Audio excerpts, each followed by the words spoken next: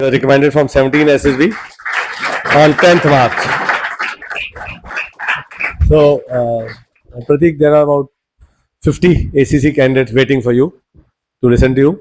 But I will first give you the tie and the cup, and then at 5 o'clock we'll have a separate sitting with you and them interaction, right? Because whatever is pertinent to them, you should talk to them on that issues.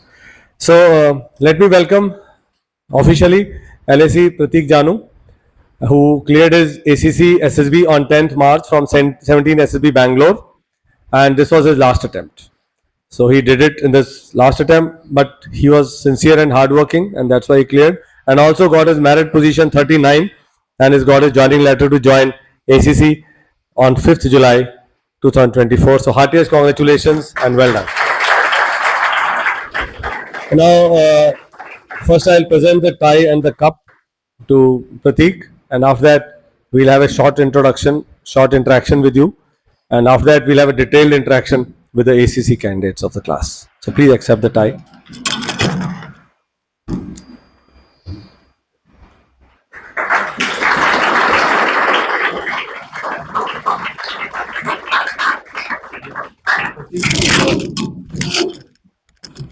Abhi, in brief, 2-3 important points which you would like to tell the overall class.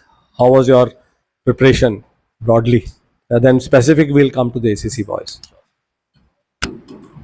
So this is, good morning everyone. This is my 10th attempt basically. Like I've started my journey in 2018, first attempt of NDA, and just ended in ACC right now. So when I came here, it was my 8th attempt. I was lacking, I have only just 2 attempts left. So I came conference out हुआ था 9th attempt में, 10th attempt में recommend हुआ. So जब यहाँ आया था तो basically there's lots of confusion about the procedure and everything. So first of all G2 में बड़ी दिक्कत थी, तो G2 is the best thing I guess sir ने सिखाया, and सबसे best मैं G2 कहता है throughout this SSB. And psychology basis पे जो वैट्स और जो नाइकी का कॉन्सेप्ट बताया था, नाइकी कॉन्सेप्ट बहुत इंपॉर्टेंट है. कोई फॉलो नहीं करता एसएसबी में, आपने फॉलो कर लिया तो पक्का रिकमेंड हो जाओगे. बहुत टैट में भी फॉलो करना है, पीपीडीटी में फॉलो करना है.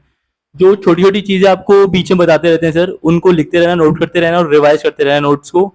इंटरव्यू बेसिस पे मेरा इंटरव्यू चला था 1 घंटे 40 मिनट.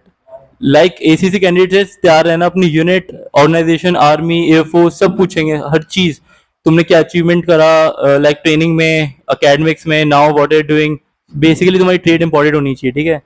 एंड आफ्टर 40 मिनट से क्या आधे घंटे वो आया मेरा about my family and everything, my expenditure, how I spend the money.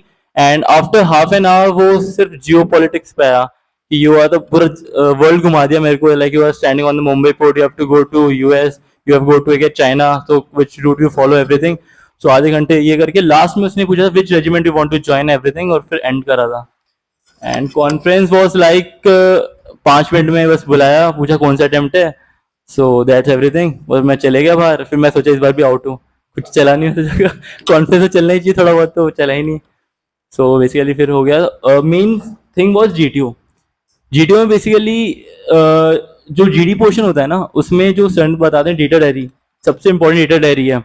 जब आप वहाँ कुछ बोलोगे, लाइक आप में 3 आपको वो देंगे, 3 लीड्स देंगे, आप जो लीड लोगे ना उस पर कंसिडर रहना. लाइक जब मैंने जीडी स्टार्ट करी थी बोलनी, तो मेरी जीडी तो चल रही थी बढ़िया, मेरी जीडी सुन के सबने अपनी लीड बदल के मेरी लीड चालू कर ली थी. सो उसके लिए आपको जो डेटा डायरी है बहुत ज्यादा इंपॉर्टेंट है. यहीं से आपको फैक्ट्स, यहीं से आपको जो डाटा मिलेगा ना जो बोलने के लिए, वो यहीं से मिलेगा. इसको डेली अपडेट करना.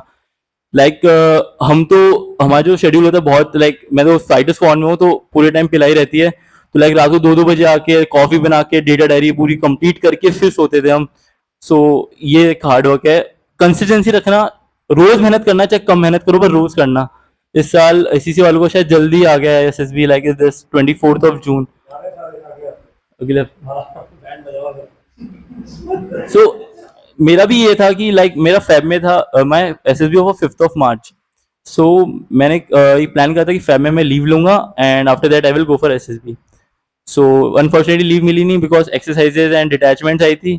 एंड आखिरी के 1 वीक मिला था, मैं सोचा अच्छे प्रिपेयर करूंगा. सो प्रिपरेशन करने वाला था, देन एक अनफॉर्चुनेट इंसिडेंट हो गया, घर में डेथ हो गई मेरी नानी की. So I have to move to the home. Like मैं 5th स्क्रीनिंग, 5 तारीख को स्क्रीनिंग था, लाइक 4 तारीख को फ्लाइट पकड़ के I surrendered my leave everything and just sit on the 5th of August screening सबके साथ बैठ के. So that was the बहुत ज़्यादा bad part था मेरा वो, but हाँ at last हो ही गया था. तो बेसिकली रोज मेहनत करना, डेली करना, बट डेटा डायरी और एक न्यूज़ेस मैंने एक चीज एक्स्ट्रा करी थी. जो मैम न्यूज रोज डालती वो मैंने बिल्कुल नहीं पढ़ी थी, बट मैंने जो न्यूज़पेपर अपना आता है उसको अच्छी तरह रीड करा. और लाइक डेटा डायरी होती है ना, तो एक बड़ी नोटबुक बनाई मैंने, जैसे सर ने बना रखी है. इसमें economy, environment, army, navy, air force and Jio politics partition कर दिया. एंड जो भी न्यूज आती थी उसको उसके अंदर बाय फॉरवर्ड करके लिख दिया. एंड लाइक 5 days मैंने लिखा, एंड 6th और 7th सैटरडे संडे मैंने उसको रिवाइज करा प्रॉपर. एंड ये आखिरी तक मैंने रिवाइज करा, और ये बहुत ज्यादा काम है जीडी में मेरे को, बहुत ज्यादा. और जियो पॉलिटिक्स इंटरव्यू में काम है. That's all.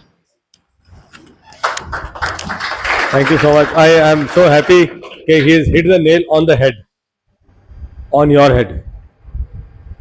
पढ़ते नहीं हो ना आप लोग, अब समझ में आ गया, राइट. एसीसी में आजकल वो 75 में आना अपने आप में बहुत बड़ी एक कामयाबी है, राइट. तो कल से नहीं, आज से ही जरा कमर कस लो and pull up your socks and start studying. Okay, so now sir is coming, Verma sir with Jio politics.